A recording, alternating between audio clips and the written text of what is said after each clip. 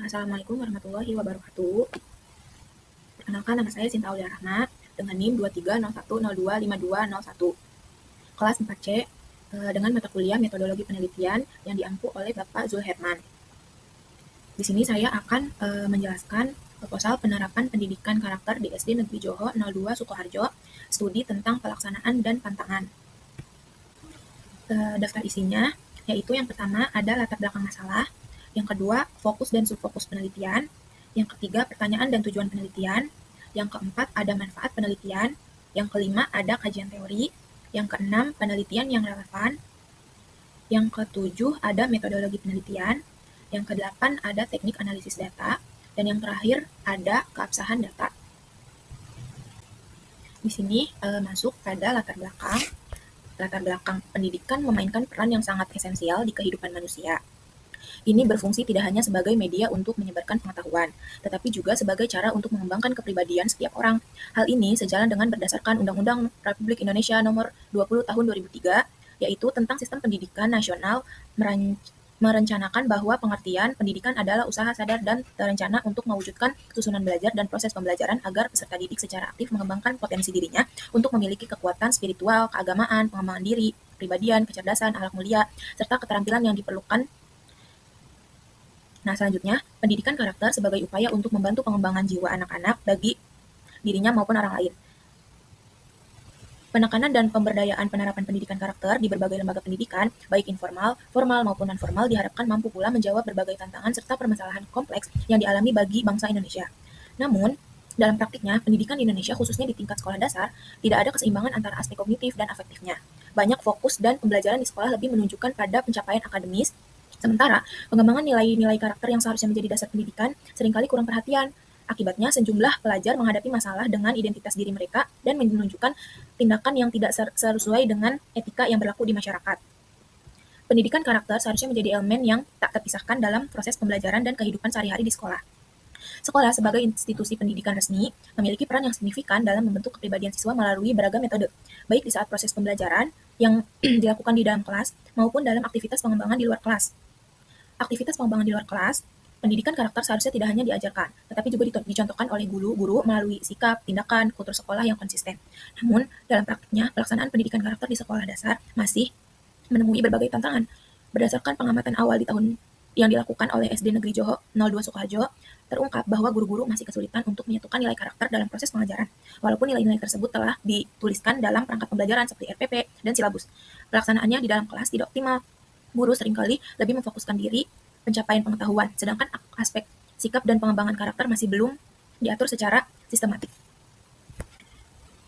Dilanjut, poin B, yaitu fokus dan subfokus penelitian. Dalam studi ini, perhatian utama difokuskan pada pelaksanaan pendidikan karakter di tingkat sekolah dasar, terutama mengenai cara pendidikan karakter diimplementasikan dalam berbagai aspek aktivitas sekolah.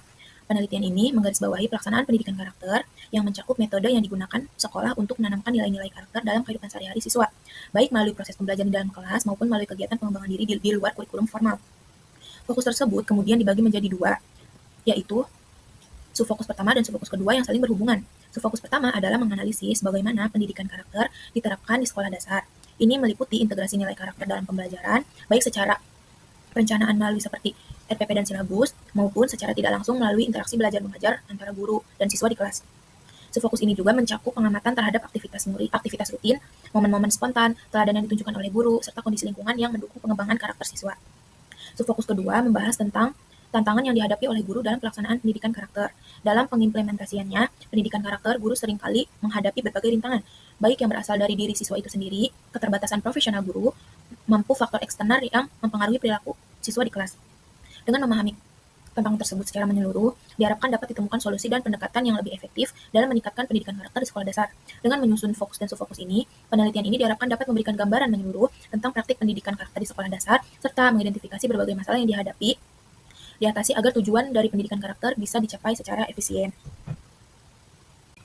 Nah, selanjutnya ada pertanyaan dan tujuan penelitian. Nah, pertanyaannya, bagaimana metode yang dilakukan untuk menerapkan pendidikan karakter di sekolah dasar?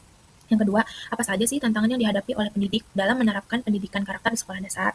Nah, selanjutnya ada tujuan dari penelitian tersebut. Tujuannya, studi ini melakukan yang dimaksud untuk memperoleh pengalaman yang mendalam tentang fungsi pendidikan karakter di level pendidikan sekolah dasar. terutama di SD Negeri Johor 02 Sukoharjo. Sasaran utama dari penelitian ini adalah untuk menggambarkan secara lengkap jenis pelaksanaan karakter yang diimplementasikan di sekolah tersebut, baik melalui aktivitas pengembangan diri siswa di luar kelas maupun di dalam kelas. Dengan perhatian pada pengintegrasian pendidikan karakter dalam berbagai kegiatan sekolah, penelitian ini berupaya menguap seberapa jauh nilai-nilai karakter seperti religius, jujur, disiplin, tanggung jawab, dan toleransi ditanamkan kepada murid. Penelitian ini juga bertujuan untuk mengetahui berbagai tantangan atau masalah yang dihadapi oleh guru dan pihak sekolah dalam melaksanakan pendidikan karakter tersebut. Selanjutnya ada manfaat penelitian. Penelitian ini diharapkan mampu memberikan kontribusi yang signifikan dengan teori maupun praktik. Dalam peningkatan pendidikan karakter di tingkat sekolah dasar ini, dari perspektif teoritis, temuan penelitian ini bisa memperkaya wawasan di bidang pendidikan. Namun, dalam kajian praktiknya, dengan penjelasan secara detail, secara pelaksanaan serta kendala yang dihadapi dalam penerapan pendidikan karakter, penelitian ini diharapkan bisa menjadi sumber rujukan akademis yang bermanfaat untuk merancang model strategi pendidikan karakter di masa depan. Selain itu, studi ini juga dapat menjadikan pedoman bagi peneliti yang berminat mengkaji topik sejenis di konteks atau jenjang pendidikan yang berbeda. Secara praktis, penelitian ini memberikan keuntungan langsung bagi semua pihak yang berperan dalam pendidikan, terutama para guru, kepala sekolah, dan pengelola lembaga pendidikan dasar. Untuk para guru, dan dari hasil penelitian ini harus menjadi bahan introspeksi sekaligus sumber motivasi dalam pengembangan pendidikan dan metode yang lebih efektif untuk menanamkan nilai-nilai karakter pada siswa. Bagi kepala sekolah dan manajemen sekolah, hasil penelitian ini bisa digunakan sebagai landasan untuk merumuskan kebijakan dan dari program sekolah yang mendukung pembentukan karakter siswa secara sistematis dan berkelanjutan. Selanjutnya ada kajian teori, deskripsi konseptual fokus dan subfokus penelitian. Pada pendidikan karakter merupakan pedoman penting di dalam sistem pendidikan, di mana bertujuan untuk membangun kepribadian siswa secara menyeluruh dan tidak hanya dalam pengetahuan dan keterampilan, tetapi juga mencakup sikap, nilai, dan perilaku. Dalam perspektif ini, pendidikan seharusnya tidak sekadar mentransfer pengetahuan, melainkan juga harus mampu menyiapkan nilai-nilai moral, etika, spiritual yang berkontribusi pada pembentukan karakter siswa yang kokoh dan bertanggung jawab. Pada penelitian ini, perhatian utama berpihak pada pelaksanaan pendidikan karakter di pendidikan dasar, dengan fokus utama dengan mengintegrasikan nilai-nilai karakter dalam proses pembelajaran dan pengembangan diri siswa. Selanjutnya, pendidikan karakter tidak bisa dianggap sebagai kegiatan terpisah, namun harus diintegrasikan dalam seluruh aspek kehidupan di sekolah, yang termasuk interaksi dengan teman sebaya, dengan lingkungan sekolah, dan kurikulum pengajarannya itu sendiri. Oleh karena itu, pada penelitian ini mengeksplorasi berbagai peran guru sebagai pemeran utama pada pendidikan di dalam kelas, dapat merancang, melaksanakan, serta mengevaluasi pembelajaran. Secara konseptual, pendidikan karakter dipahami sebagai proses penanaman nilai-nilai mulia ke dalam diri mereka masing-masing agar mereka sendiri mampu membuat keputusan yang tepat, bertindak dengan etika yang baik, dan menjalani kehidupan sebagai anak yang bertanggung jawab. Nilai-nilai ini seharusnya tidak hanya diajarkan secara lisan, tetapi harus ditunjukkan, dipraktikkan, dilaksanakan dalam kehidupan sehari-hari. Fokus pada penelitian ini dibagi menjadi dua subfokus utama. Pada subfokus pertama, berhubungan dengan cara pelaksanaan pendidikan karakter di tingkat sekolah dasar, yang dimana mencakup bagaimana peran guru menyiapkan nilai karakter ke dalam proses pembelajaran atau pengimplementasiannya dengan melalui perancangan yang sudah diperhatikan dalam bentuk RPP maupun interaksi yang berjalan di dalam kelas. Selain itu, pelaksanaan juga bukan hanya di dalam kelas, tetapi di luar pelajaran juga seperti upacara, berdoa bersama, ikat kelas, dan lain-lain. Penelitian ini juga berfokus pada bagaimana nilai-nilai karakter diintegrasikan secara sistematis ke dalam dokumen kurikulum dan bagaimana nilai-nilai tersebut bisa terwujud dan interaksi antar guru dengan siswa.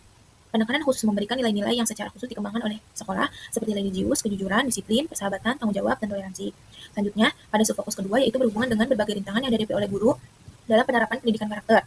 Dalam praktiknya, tidak semua nilai karakter dirancang dengan kurikulum bisa diterapkan secara optimal di dalam kelas. Bagaimana tantangan muncul dari beberapa sumber, seperti karakteristik tiap siswa yang beragam, latar belakang keluarga dan lingkungan sosial, siswa tersebut berbeda-beda, keterbatasan sarana dan waktu, serta kemampuan guru dalam merancang dan melakukan pembelajaran yang bertujuan untuk nilai-nilai karakter tersebut.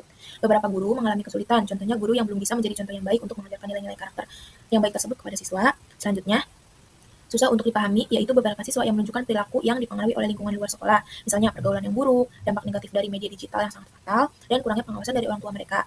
Dengan memahami fokus dan subfokus penelitian ini yang mendalam, diharapkan dapat diperoleh wawasan yang komprehensif mengenai cara pendidikan karakter dirancang, dilaksanakan, dan dievaluasi di sekolah dasar.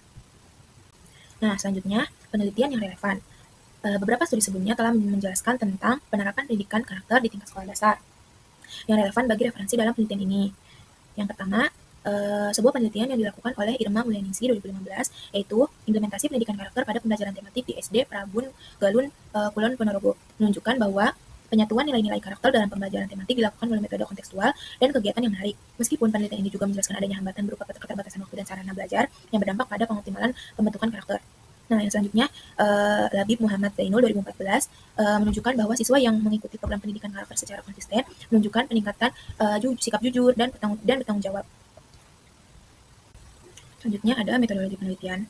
Penelitian ini dilakukan dengan pendekatan kualitatif deskriptif yang dimana bertujuan untuk memberikan gambaran mendalam mengenai pelaksanaan pendidikan karakter di tingkat sekolah dasar, terutama dalam aspek pemaduan nilai-nilai karakter dalam proses pembelajaran. Untuk mendapatkan data yang lengkap dan sesuai dengan tujuan riset, dirancanglah suatu alur penelitian yang teratur dan sistematis. Tahap pertama pada alur penelitian tersebut yaitu dimulai dengan observasi yang telah di literatur. Observasi awal melaksanakan di lokasi penelitian yaitu SD Negeri Johor 2 Sukoharjo untuk mendapatkan gambaran umum mengenai kondisi real pelaksanaan pendidikan karakter di sekolah tersebut.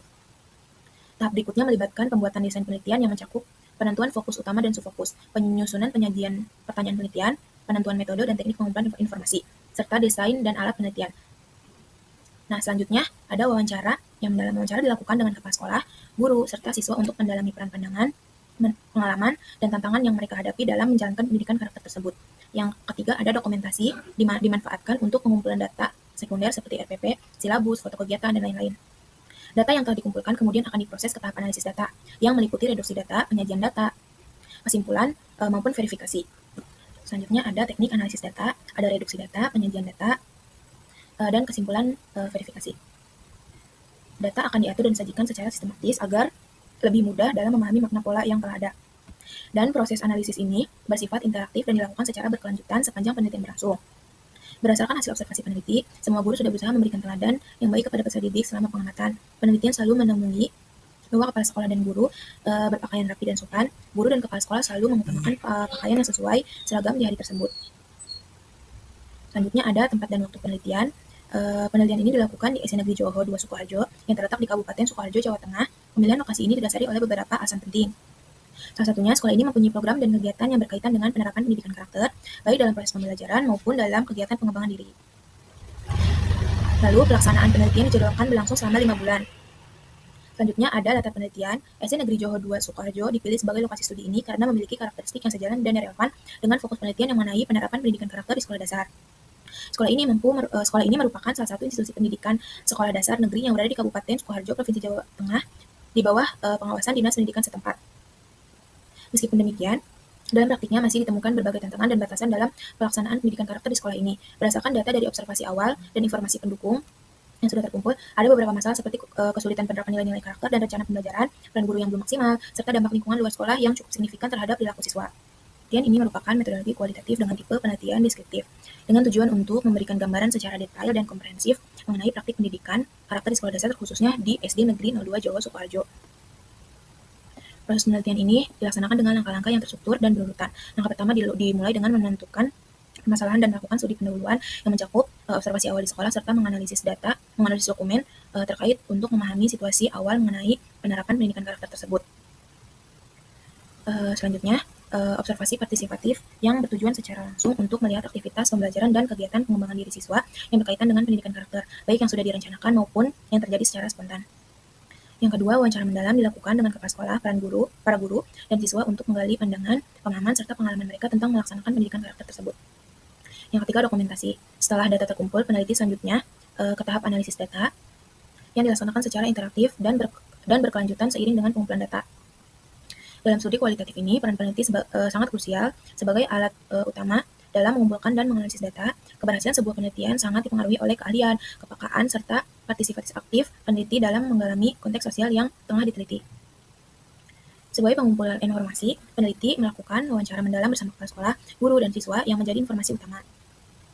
Di samping itu, peneliti bertanggung jawab untuk menjaga etika penelitian.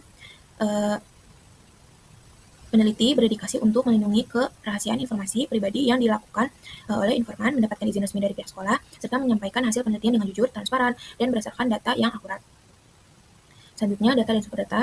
Dalam penelitian ini, informasi yang diperoleh tidak berbentuk angka atau statistik, melalui informasi deskriptif yang kaya dan signifikan. Peneliti memerlukan pemahaman yang jelas mengenai berbagai sumber data pendukung pengambilan keputusan yang tepat. Secara umum, data yang dikumpulkan dalam penelitian ini dikelompokkan menjadi dua, yaitu data primer dan data sekunder. Dengan mengkombinasikan data primer dan sekunder, peneliti dapat menyusun dengan lengkap mengenai penerapan pendidikan karakter di sekolah. Sumber data yang bervariasi juga memberikan kesempatan bagi peneliti untuk melakukan triangulasi, yaitu membandingkan dan memverifikasi informasi dari berbagai sumber untuk menghasilkan penelitian yang lebih kuat. Selanjutnya ada teknik dan prosedur pengumpulan data. Pengumpulan informasi studi kualitatif ini adalah langkah krusial yang menentukan mutu dan kedalaman data yang dikumpulkan. Ada 3 metode, yaitu pengamatan partisipasif, wawancara yang mendalam, dan studi dokumentasi. Selanjutnya, teknik analisis data yaitu reduksi data.